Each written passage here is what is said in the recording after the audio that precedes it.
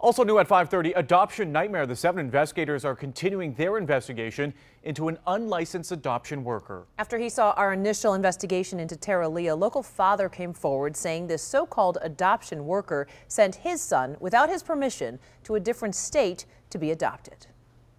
Patrick McGee Sr. says he would do anything for his son. Somebody send somebody kid over state lines, you not knowing what just gave you the power and just to just do it like that. McGee says he has Patrick Jr. back now, but in 2016, he spent months in agony because his son was sent out of state with his half-sister for adoption.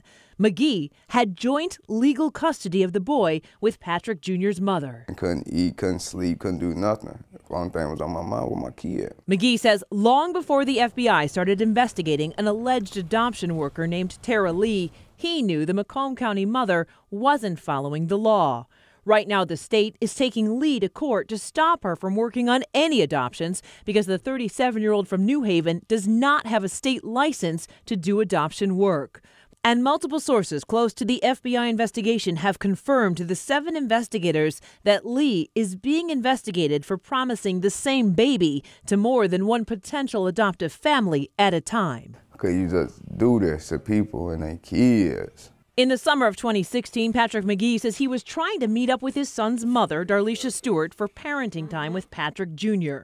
McGee says he could not get a straight answer about where the boy was, but he says he remembered that Tara Lee had helped Stewart stay in a house in Detroit. Typed her name on Facebook, boom, always hope adoption. I see my kid on the picture. I see my kid asking for clothes, shoes, and he gonna be here for a while. I instantly reached out to her, like, hold on, these my kids right here, here go my number, you need to contact me.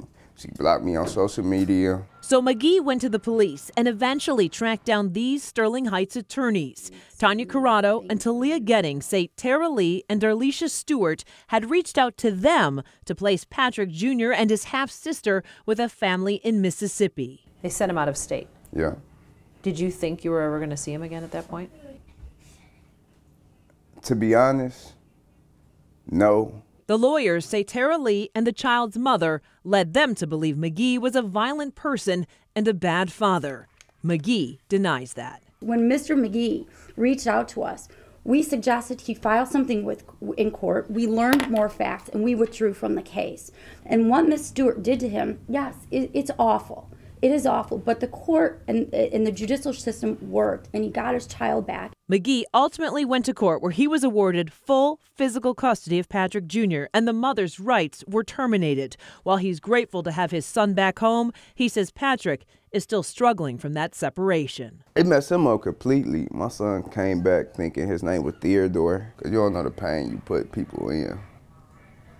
The boy's mother says she did not believe she was giving her children up permanently when she was working with Tara Lee. As for Lee, her attorney says she did nothing wrong and says Lee's name isn't on any adoption form. She was simply an advocate for birth mothers. We have her attorney's full statement at WXYZ.com. So a lot of people pointing the finger in other directions, and we're going to have to see how this all shakes out. Yeah, but so glad tonight that father and his son are back together. Yes. Seem to be happy. And he just really wanted to spread awareness and have his story heard. Okay, great job, Heather. Thank you.